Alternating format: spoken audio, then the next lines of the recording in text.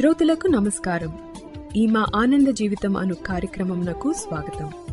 ఈరోజు మనకు వాక్యం అందించువారు సహోదరుడు జోసెఫ్ నందిగాల. ఆనంద జీవితము ఫీబా శ్రోతలకు ప్రభైన యేసు క్రీస్తు నామమున హృదయపూర్వక శుభములు తెలియజేస్తూ ఉన్నాము.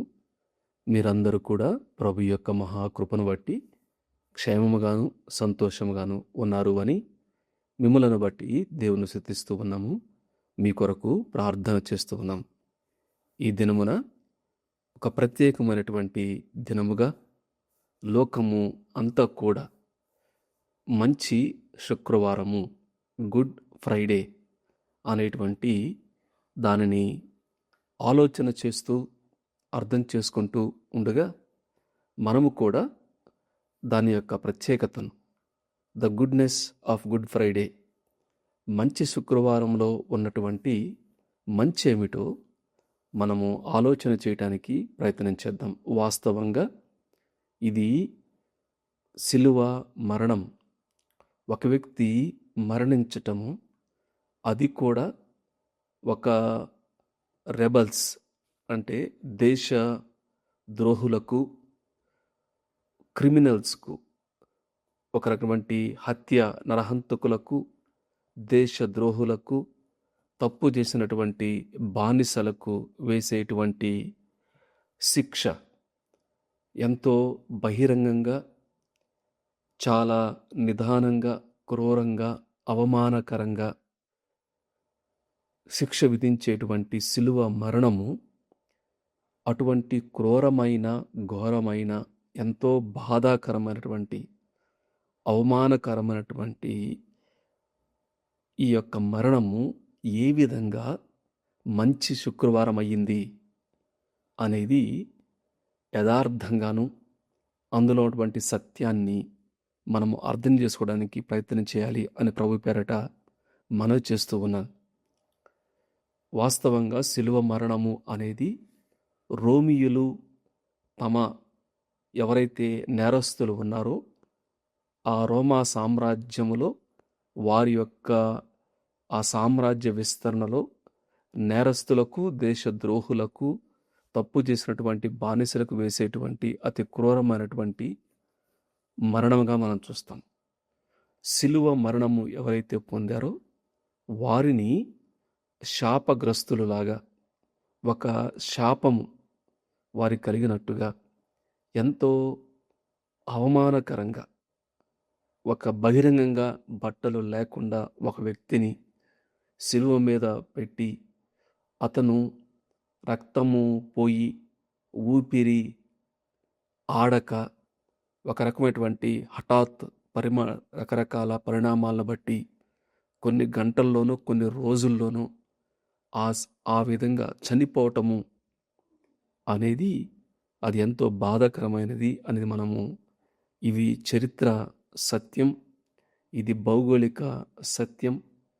ఇటువంటిది ఒకప్పుడు శాపముగాను, అవమానకరంగా ఉన్నటువంటి సిలువ మరణము లేకపోతే సిలువ శిక్ష కాలక్రమేణా అది ఒక నిరీక్షణకు, ఆశీర్వాదానికి, ప్రేమకు గుర్తుగా, the symbol of hope and love, శాపమునకు, అవమానకరంగా ఉన్నటువంటి సిలువ మరణము ఒక నిరీక్షణకు, ఆశీర్వాదానికి, ప్రేమకు చిహ్నంగా ఏ విధంగా మారింది అని మనం ఆలోచన చేస్తే అది కేవలము ఒక వ్యక్తి యొక్క సిలువ మరణమును బట్టి ఆ విధంగా ప్రేమకు చిహ్నంగా, ఒక నిరీక్షణకు చిహ్నంగా, ఒక త్యాగానికి చిహ్నంగా, శ్రమకు ఒక గుర్తుగా అది మారింది అని ప్రభు పేరట మనవి చేస్తున్నాను. కాబట్టి ఆయన ఎవరో కాదు, దైవ మానవుడిగా, దేవుడయ్యుండి మానవునిగా ఈ లోకానికి వచ్చి మానవుని యొక్క పాపం కొరకు తన్ను తానే ఇష్టపూర్వకంగా బలిగాను, అర్పణగాను ఆ శిలువ మరణం పొందినటువంటి యేసుక్రీస్తు ప్రభువారిని బట్టి ఆ శిలువ మరణము అది ఒక నిరీక్షణకు గుర్తుగా, ఒక ప్రేమకు చిహ్నంగా, ఒక త్యాగానికి చిహ్నంగా, ఒక క్షమాపణకు ఆధారంగా అది మనకు నేటికి తరతరాలుగా యుగయుగాలుగా స్థలములకు సంబంధం లేకుండా ఆయా దేశాలలో ఆయా పరిస్థితుల మధ్య ఏ విధంగా ఇది ప్రేమకు, నిరీక్షణకు, క్షమాపణకు చిహ్నంగా ఉందనేది అది ఎంతైనా ఆశ్చర్యము అని ప్రభు పేరట మనవి చేస్తున్నాను. కాబట్టి ఈ సమయంలో సిలువను గురించి ఆలోచన చేసేటప్పుడు, సిలువ మరణమును గురించి ఆలోచన చేసేటప్పుడు ప్రత్యేకంగా యేసుక్రీస్తు ప్రభువారి యొక్క సిలువ మరణాన్ని ఆలోచించేటప్పుడు 2 విషయాలు అర్థం చేసుకోవాలని ప్రభు పేరట మనవి చేస్తున్నాను. ఒకటి, సిలువ యొక్క వాస్తవాలు, the facts of the cross. యేసుక్రీస్తు ప్రభువారి యొక్క సిలువ మరణమును గురించినటువంటి వాస్తవాలు, చారిత్రక, లేఖన, భౌగోళిక సత్యాలు అర్థం చేసుకోవాలి. అదే సమయంలో ఈ సిలువ యొక్క వెనక ఉన్నటువంటి దేవుని యొక్క ఆశీర్వాదాలు, దేవుని యొక్క గుణలక్షణములు, మానవునికి ఎటువంటి మేలు జరిగింది అనేది వాస్తవాలతో పాటు సత్యమును, ఆత్మ సంబంధమైనటువంటి సత్యాలు కూడా అర్థం చేసుకోవాలి అని మనవి చేస్తూ ఉన్నాను. కాబట్టి సాధారణంగా మనకు బైబిల్లో సువార్తలలో మత్తయి, మార్కు, లూకా, యోహాన్ ఈ సువార్తలలో సిలువను గురించినటువంటి ఫ్యాక్ట్స్ ఉంటాయి, వాస్తవాలు. ఎప్పుడు సిలువేయబడ్డాడు, ఎవరు సిలువ వేశారు, ఏ విధంగా ఆయనను సిలువ వేశారు, ఆయన ఎన్ని గంటలు ఆ సిలువ మీద ఉన్నాడు, ఆయన ఏ విధంగా మరణించాడు అనేటువంటి లేఖన వాస్తవాలు, చరిత్ర వాస్తవాలు కేవలము మనుషులు కల్పించింది కాదు, కానీ రోమా చరిత్రలో యేసుక్రీస్తు ప్రభువారి యొక్క జన్మ, జీవితము, మరణమును గురించి వ్రాయబడింది. అలానే చరిత్రకారులు, హిస్టారియన్స్ అని చెప్పంటారు, ఎవరైతే ఉన్నారో వారు కూడా యేసుక్రీస్తు ప్రభువారి యొక్క శిలువ మరణమును గురించి వ్రాశారు. కాబట్టి సువార్తలలో యేసుక్రీస్తు ప్రభువారి శిలువ మరణమును గురించినటువంటి వాస్తవాలు మనకుంటాయి, ద ఫిజికల్గా ఫ్యాక్ట్స్ మనకుంటాయి. పత్రికలలో దాని యొక్క ఈ శిలువ మరణము వెనుక దేవుని యొక్క ప్రణాళిక, దేవుని యొక్క ప్రేమ, మానవ పాపమునకు దేవుని యొక్క పరిష్కారం, మానవుని నుండి దేవుడు ఇటువంటి ప్రతిస్పందన కోరుతున్నాడు శిలువ మరణం ద్వారా అనేది ఈ శిలువ యొక్క విలువ, ఈ శిలువ వెనుక ఉన్నటువంటి దేవుని యొక్క ప్రేమ, ప్రాయశ్చిత్తము, ఇటువంటి ప్రతిస్పందన దేవుడు కోరుతూ ఉన్నాడు అనేది మనకు పత్రికలో ఉంటుంది. 2 విషయాలు మరలా జ్ఞాపకం చేస్తున్నాను. వాస్తవాలు, సిలువను గురించినటువంటి ద ఫిజికల్ ఫ్యాక్ట్స్ మనకు సువార్తల్లో ఉంటే దాని యొక్క ఆత్మీయ అర్థము మనకు పత్రికలలో ఉంటుంది. వాస్తవాలు కానీ మనము ఆలోచన చేస్తే యేసుక్రీస్తు ప్రభువారి యొక్క శిలువ మరణము అనేది దాదాపు ఆయన 2 దొంగల మధ్య ఆయన శిలువ వేయబడ్డాడు, ఆయన ఒక్కడే ఏకైక దేవుడు అనే మాట మనం చూస్తాము. దాదాపు 6 గంటలు, ఉదయము 9 గంటల నుండి మధ్యాహ్నం 3 గంటల వరకు ఆయన సిలువలో ఉన్నాడు. సిలువకు ముందు ఆయనను 6 విచారణలు, ట్రయల్స్ అని చెప్పంటాం, 6 విచారణలు ఆయన ఎదుర్కొన్నాడు. అన్యాయంగా, అక్రమంగా, అబద్ధ సాక్ష్యాలతో ఆయనను విచారణ చేశారు. ఒక న్యాయంగా కాకుండా విచారణ చేశాడు. ఆయనను యోధా మతస్థులు మత సంబంధంగా ఆయన విచారణ ఎదుర్కొన్నాడు. అలానే నైతికంగా, సివిల్, సామాజికంగా అని చెప్పంటాం, రోమిల ద్వారా కూడా ఆయన విచారణ ఎదుర్కొన్నాడు. దాదాపు 6 ట్రయల్స్ అని చెప్పంటాం, 6 తీర్పులు, 6 యొక్క విచారణలు ఆయన ఎదుర్కొన్నాడు. 6 గంటలు సిలువలో ఉన్నాడు. సుమారు 7 మాటలు ఆయన ఆ 6 గంటల సిలువలో ఆయన పలికాడు. దాదాపు 2 దొంగలను అటు ఇటు ఆయన ప్రక్కన సిలువ వేశారు. 4 సైనికులు మనం చూస్తాం. 4 సైనికులు అక్కడ ఉండి ఆయనను చిత్రవధ చేసినట్టుగా మనం చూస్తాం. ఎందుకంటే అంగీని వారు చీట్లు వేసి 4 పంచుకున్నారు కాబట్టి 4 సైనికులు అక్కడ ఉన్నట్టుగా మనకు స్పష్టంగా కనబడుతుంది. అంత మాత్రమే కాదు, దాదాపు 12 మంది శిష్యులలో ఒక్కడు ద్రోహం చేసి, బిట్రేయల్ అని చెప్పంటాం, ఆ రాత్రి ఆయనను ద్రోహం చేసి ఆయన అమ్మివేశాడు. ఒక శిష్యుడు తృణీకరిస్తూ ఉన్నాడు. ఇంకొక శిష్యుడు ఆయన దగ్గరగా ఉండటానికి ప్రయత్నం చేస్తున్నాడు. మిగిలిన వారు ఆయన దగ్గర నుండి ఆ అవమానం, శ్రమను బట్టి, బాధను బట్టి వారు పారిపోయి దాక్కున్నట్టుగా మనము చూస్తాం. ఈ విధంగా ఇవన్నీ కూడా వాస్తవాలు. గొల్గతా, యెరూషలేముకు ఊరి చివర ఉన్నటువంటి గొల్గతా అనేటువంటి ప్రాంతంలో, కపాలమైనటువంటి స్థలంలో ఆయన సిలువ వేయబడ్డాడు. యేసుక్రీస్తు ప్రభువారి యొక్క ఈ సిలువ సందర్భంలో గెత్సెమనే అనేటువంటి స్థలములో ఆయన ప్రార్థన చేశాడు. తను తన తండ్రికి అప్పచెప్పుకున్నాడు. గబ్బతా అనే స్థలములో ఆయనకు తీర్పు తీర్చారు. గొల్గతా అనేటువంటి స్థలములో ఆయనకు సిలువ వేసినట్టుగా మనం చూస్తాము. ఇవన్నీ కూడా ఇది సిలువ మరణము, మామూలుగా సిలువ మరణము సాధారణమైనదే. యేసుక్రీస్తు ప్రభువారే మాత్రమే కాకుండా వేరే వారికి కూడా రోమావారు సిలువ మరణము వేశారు. కానీ ఈయన సిలువ మరణం యొక్క ప్రత్యేకత ఏమిటంటే, యేసుక్రీస్తు ప్రభువారి యొక్క సిలువ మరణం యొక్క ప్రత్యేకత ఏమిటంటే, ఈయన ఏ అన్యాయము చేయలేదు. ఆయన నోట ఏ కపటము లేదు.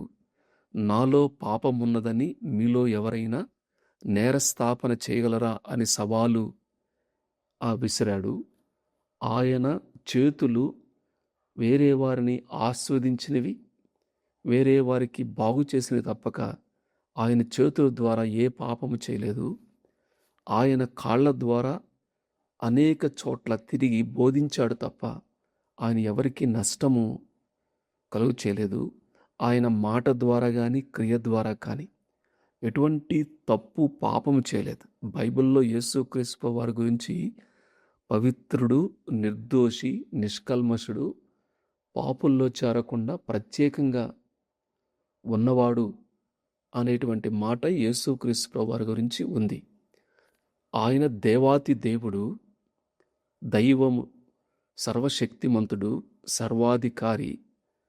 ఆయన సృష్టికర్త, నిర్వాహకుడు, నిత్యుడు, అనంతుడు, సమీపింపరాని తేజస్సులో ఉండేటువంటి అటువంటి దేవుడు పరలోకము నుండి మానవునిగా భూలోకానికి వచ్చినటువంటి దేవుడు. ఆయన దైవ మానవుడుగా, సంపూర్ణ దేవుడు, సంపూర్ణ మానవునిగా, ఇప్పుడు సంపూర్ణ మానవునిగా ఆయన సిలువలో తన ప్రాణాన్ని ఇచ్చాడు.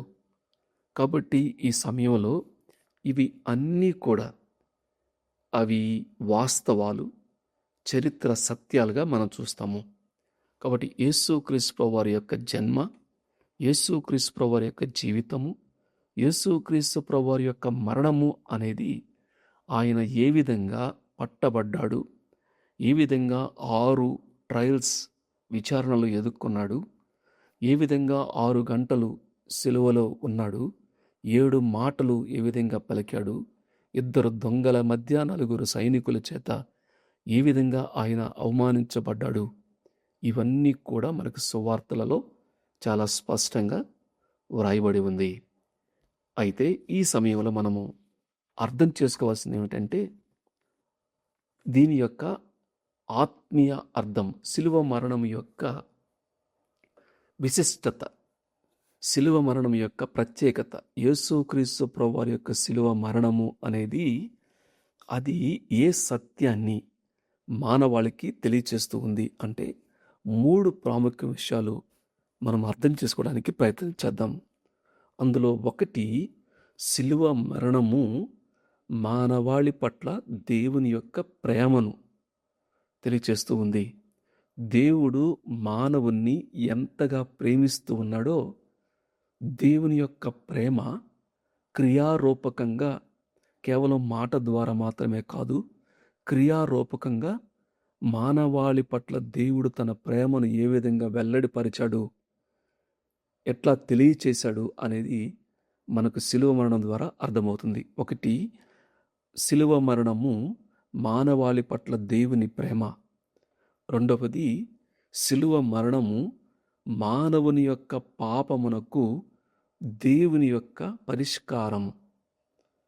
దేవుని యొక్క పరిష్కారము, మానవ పాపమునకు దేవుని యొక్క పరిష్కారము, పాప క్షమాపణకు దేవుని యొక్క పరిష్కారం మనకు శిలువలో కనపడుతుంది.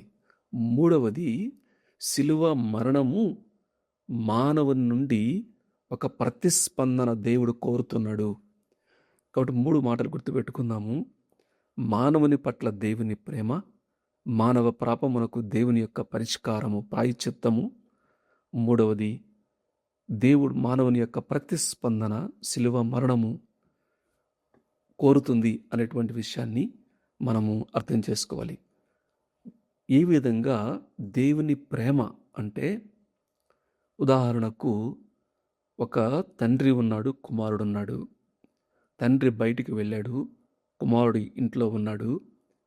అయితే కుమారుడు ఆ ఇల్లు తెలియకుండానే లేకపోతే పొరపాటునో ఇల్లు తగలబడిపోతా ఉంది, మంటల్లో అంటుకుంది. బిడ్డ చిన్నవాడు లేకపోతే కుమారుడు లోపల ఉండిపోయాడు. అందరు చుట్టుపక్కల వారు వచ్చి అరుస్తున్నారు, కేకలు వేస్తున్నారు, ఏవో మాటలు బిడ్డకు చెప్తూ ఉన్నారు కుమారునికి. కానీ ఆ కుమారుడు రాలేకపోతున్నాడు. ఈలోపు తండ్రి చేసిన పని ఏమిటంటే, తండ్రి ఆ ఇంటి మంటల్లో ఉన్నటువంటి ఆ ఇంటిలోనికి ప్రవేశించి, తనకు గాయమైన, తనకు నొప్పి కలుగుతున్నా, తనకు ప్రాణ స్థితి ఉన్నప్పటికీ కూడా ఏ విధంగా ఆ ఇంట్లోనికి ప్రవేశించి తన కుమారుని బయటికి తీసుకొని వస్తాడు. కారణం ఏంటిది? మిగిలిన వారు ఎందుకు బయట ఉండి అరుస్తున్నారు, సలహాలు ఇస్తూ ఉన్నారు, నీతి మాటలు చెప్తున్నారు, కానీ తండ్రి మాత్రమే లోపల ప్రవేశించి కుమారుని తీసుకొని బయటికి వచ్చాడు. కారణం ఏంటిదంటే సంబంధం. తండ్రి కుమారుని ఎంతగానో ప్రేమిస్తున్నాడు కాబట్టి ఆ ప్రేమ బంధాన్ని బట్టి, ఆ కుమారత్వాన్ని బట్టి దేవుడు ఏ విధంగా తండ్రి కుమారుని బయటికి తీసుకొచ్చాడో, శిలువ మరణము ద్వారా నశించిపోతున్నటువంటి మానవాళి పట్ల పాపము చేత, తమ సొంత స్వనీతి చేత మంటల్లో ఉన్నట్టుగా అపరాధ భావనలో పాపము యొక్క తీవ్రతను బట్టి, పాపము యొక్క నష్టాన్ని అనుభవిస్తూ మంటల్లో ఉన్నటువంటి మానవునికి దేవుడే తన్ను తానే ఈ లోకానికి దిగి వచ్చి తన ప్రేమను వెల్లడిపరిచాడు అని ప్రభు పేరట మనవి చేస్తున్నాను. యోహాను గారు దేవుని యొక్క ప్రేమను గురించి రాశాడు. యోహాను సువార్తలో దేవుడు లోకమును ఎంతో ప్రేమించాడు అనే మాట రాశాడు. యోహాను పత్రిక, మొదటి పత్రిక 3:16 ఏమన్నాడు అంటే, ఆయన మన నిమిత్తము తన ప్రాణము పెట్టెను గనుక దీని వలన ప్రేమ ఎట్టిదని తెలుసుకొనుచున్నాము. ప్రాణము పెట్టెను గనుక దీని వలన ప్రేమ ఎట్టిదని తెలుసుకొనుచున్నాము. From this we know the true love అంటాం. నిజమైనటువంటి ప్రేమ యేసుక్రీస్తు ప్రభువారి యొక్క శిలువ మరణం ద్వారా అర్థమవుతుంది. అర్థమైతే మానవాళికి శిలువ మరణము ద్వారా తప్ప, శిలువ మరణము లేకుండా మానవునికి నిజమైనటువంటి ప్రేమ అర్థం కాదు అని ప్రభు పేరట మనవి చేస్తున్నాను. కాబట్టి నిజమైన పవిత్రమైన త్యాగముతో కూడిన ప్రతిఫలము ఆశించని, షరతులు లేని ప్రేమ సిలువ ప్రేమ అని ప్రభు పేరట మనవి చేస్తాను. అందువల్లనే నీకు నిజమైనటువంటి ప్రేమ, పవిత్రమైనటువంటి ప్రేమకు నిర్వచనం కావాలంటే వెతకవలసింది డిక్షనరీ, నిఘంటువులో కాదు, కల్వరిలో వెతకాలి. కల్వరి వైపు కానీ చూస్తే, సిలువ మరణం వైపు కానీ చూస్తే నిజమైనటువంటి ప్రేమ ఏమిటో మనకు అర్థమవుతుంది అని ప్రభు పేరట మనవి చేస్తున్నాను. ఇదే యోహాను పత్రిక 4వ అధ్యాయంలో 4:7 అంటాడు, ప్రియులారా, మనం ప్రేమించమని కాదు, ఆయనే మనల్ని ప్రేమించాడు. 10వ వచనము, మనము దేవుని ప్రేమించమని కాదు, తానే మనలను ప్రేమించి మన పాపములకు ప్రాయశ్చిత్తమేంటకు తన కుమారుని పంపెను, ఇందులో ప్రేమ ఉన్నది అనే మాట. ప్రేమ తెలియజేశాడు. ఇందులో ప్రేమ ఉన్నది, ఇందులో తన కుమారుణ్ణి ఇష్టపూర్వకంగా ఇవ్వటం ద్వారా మానవాళిని దేవుడు ఎంతగా ప్రేమిస్తున్నాడో అర్థమవుతుంది అండి. పాత నిబంధనలో లాగా ఒక ప్రవక్తనో దేవుడు పంపించలేదు, మరియతో మాట్లాడినట్టుగా ఒక దూతనో దేవుడు పంపించలేదు. కానీ తానే స్వయంగా మానవునికి దగ్గరికి వచ్చి ఆ సిలువలో తన ప్రాణాన్ని అర్పించటం ద్వారా మానవాళి పట్ల దేవుని ప్రేమ అర్థమవుతుంది. ప్రియులారా, అర్థం చేసుకోనండి. ఎవరు ప్రేమించేవారు లేరు అనుకోవద్దు. దేవుని ప్రేమ ఎంతో శ్రేష్టమైనది, షరతులు లేనిది, అవధులు లేనిది, అది నిత్యమైనది, శాశ్వతమైనది అనేటువంటి ప్రేమను అర్థం చేసుకుందాం. కాబట్టి సిలువ మరణము మానవుని పట్ల దేవుని అచంచలమైనటువంటి, ఇండిస్క్రైబబుల్ అని చెప్పంటాం, మనము చెప్పనశక్యముగానటువంటి దేవుని ప్రేమ సిలువలో దేవుడు కనపరిచాడు అని ప్రభు పేరట మనం చూస్తాం. తన్ను తానే అర్పణగాను బలిగాను మనను తను అప్పగించుకున్నాడు. కాబట్టి దేవుని ప్రేమ అర్థమవుతుంది. రెండవది, మానవ పాపమునకు దేవుని యొక్క పరిష్కారం. పాపము చాలా తీవ్రమైందండి. సాక్షాత్తు దేవుడే శిలువ మరణము అనుభవించాడు అంటే మానవుని యొక్క పాపము ఎంత తీవ్రమైందో, దేవుడు దాన్ని ఎంతగా అసహించుకుంటాడో, ఎంత నష్టాన్ని, నాశనాన్ని పాపము కలుగజేస్తూ ఉందో, ఎంత గుంటలోనికి వెళ్ళినట్టుగా, దొంగ ఊబి ఉన్నట్టుగా, మానవుణ్ణి ఊబిలో పడేసినట్టుగా, ఇంకా ఎప్పటికీ కోలుకోలేని, లేవలేని, ప్రయత్నం చేసే కొలది ఇంకా దిగిపోయేటువంటి భయంకరమైన స్థితి, చీకటి, అంధకారం, ఒక బంధకాల్లో ఉన్నట్టుగా పాపం ఏం చేస్తుందంటే దాసత్వాన్ని చేస్తుంది. పాపం ఏం చేస్తుందంటే పట్టుకుంటుంది. పాపము పొంచి ఉంటుంది. పాపము భ్రమ కలుగు చేస్తూ ఉంటుంది. కాబట్టి పాపాన్ని దేవుడు ఎంతగా అసహించుకుంటాడు. పరిశుద్ధుడైనటువంటి దేవుడు, నీతిమంతుడైనటువంటి దేవుడు, పాపమును చూడలేనటువంటి కన్నులైనటువంటి దేవుడు, దేవుని యొక్క నీతి, దేవుని యొక్క న్యాయము, దేవుని యొక్క పరిశుద్ధత పాపాన్ని ఏ విధంగా తట్టుకోలేదో, దానికి ఏ విధంగా శిక్షకు పాత్రుడవుతాడో మనకు అర్థమవుతుందండి. కానీ ఆ విధంగా శిక్షించటం దేవునికి ఇష్టం లేదు. కాబట్టి మానవుడు తన్ను తాను ఆ పాపము నుండి విడిపించుకోలేడు. కాబట్టి దేవుని యొక్క కృప, దేవుని యొక్క కరుణ, దేవుని యొక్క వాత్సల్యం ఏంటిదంటే మానవుని యొక్క పాపానికి రావాల్సినటువంటి శిక్షను ఆ సిలువలో యేసుక్రీస్తు ప్రభువారు తన్ను తానే అప్పగించుకున్నాడు. కాబట్టి సిలువ మరణము అనేది పాపమునకు ప్రాయశ్చిత్తం, మానవుని యొక్క దాసత్వానికి, విడుదలకు విమోచన క్రయధనం.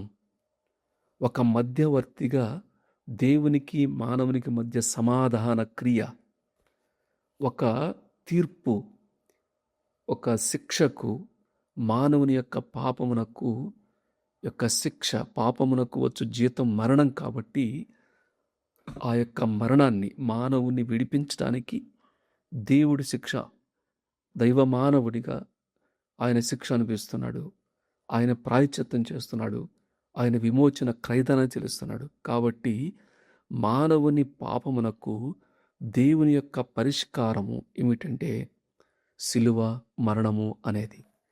కాబట్టి పాపమునకు క్షమాపణ ఉంది, పాపము నుండి విడుదల పొందొచ్చు, పాపమును ఇంకెప్పుడు జ్ఞాపం చేసుకుని చెప్పన్నాడు. కాబట్టి అది యేసుక్రీస్తు ప్రభువారి యొక్క సిలువ మరణము అనేది పాపమునకు ప్రాయశ్చిత్తము, పరిష్కారము అనే విషయాన్ని అర్థం చేసుకోవాలి. మూడవది, సిలువ మరణము ఒక ప్రతిస్పందన దేవుడు కోరుతూ ఉన్నాడు.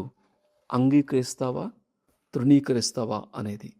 అంగీకరిస్తే ఏముంటుందంటే నీవు దేవుని ప్రేమను బట్టి నీ పాపములు క్షమించబడి నీవు రక్షింపబడతావు. ఒకవేళ కానీ అంగీకరించకపోతే సపరేషన్ అంటాం. యాక్సెప్ట్ చేస్తే సాల్వేషన్, రిజెక్ట్ చేస్తే సపరేషన్, దేవుని నుండి దూరం అవుతావు. ఈ లోకంలోనే కాదు, ఒకవేళ చనిపోతే నిత్య నరకం ఉంది అనేటువంటి మాట మనకు కనపడుతుంది. కాబట్టి ఈ సమయంలో సిలువ మరణము దేవుని ప్రేమను, పాపమునకు ప్రాయశ్చిత్తమును, ఒక ప్రతిస్పందన కోరుతున్నప్పుడు మనము ఆలోచన చేద్దాం, అర్థం చేసుకుందాము. సిలువలో యేసుక్రీస్తు ప్రభువు మాటల్లో ఆయన యొక్క క్షమాపణ కనపడుతుంది, ఆయన యొక్క రక్షణ కనపడుతుంది. ఆయన ఏ విధంగా జాగ్రత్త తీసుకుంటాడో తన తల్లితో మాట్లాడిన మాటల ద్వారా ఆయన యొక్క కేర్స్ అని చెప్పంటాం. ఆయన జాగ్రత్త తీసుకునేవాడు అనే మాట ఉంటుంది, విమోచించేటువంటి వాడు అనే మాట ఉంటుంది. శరీరమందు శ్రమ ఏ విధంగా పడ్డాడో ఒక మాదిరికరంగా మనకు కనపడతాడు. ఇచ్చిన పనిని ఏ విధంగా నెరవేర్చాడో, ఇదిగో నేను సమాప్తి చేసి ఉన్నాను అని నెరవేర్చాడు. అంత మాత్రమే కాదు, తన ఆత్మను దేవునికి అప్పచెప్పుకున్నాడు. తద్వారా దేవుడు మూడవ దినమున తిరిగి లేపుతాడు, సజీవునిగా, పునరుద్ధానుడిగా. తండ్రి ఏ విధంగా తిరిగి యేసుక్రీస్తు ప్రభువారు లేస్తాడో అనేది తన ఆత్మను అప్పగించుకున్న ద్వారా మనకు అర్థమవుతుంది. కాబట్టి ఈ సమయంలో సిలువ యొక్క వాస్తవాలను అర్థం చేసుకుందాము. అదే సమయంలో సిలువ యొక్క సత్యమును, దేవుని ప్రేమను అర్థం చేసుకొని, ప్రాయశ్చిత్తం ఉంది అని అర్థం చేసుకొని, ప్రతిస్పందన, నమ్మని వారు నమ్మటానికి, నమ్ముకున్నవారు ఆయన మాదిరికరంగా తీసుకొని తమ సిలువని ఎత్తుకొని ఈ లోకంలో జీవించడానికి పరిశుద్ధాత్మ దేవుడు సహాయం చేయనుగాక. దేవుడి వాక్య భాగాన్ని దీవించి ఆస్వాదించనుగాక.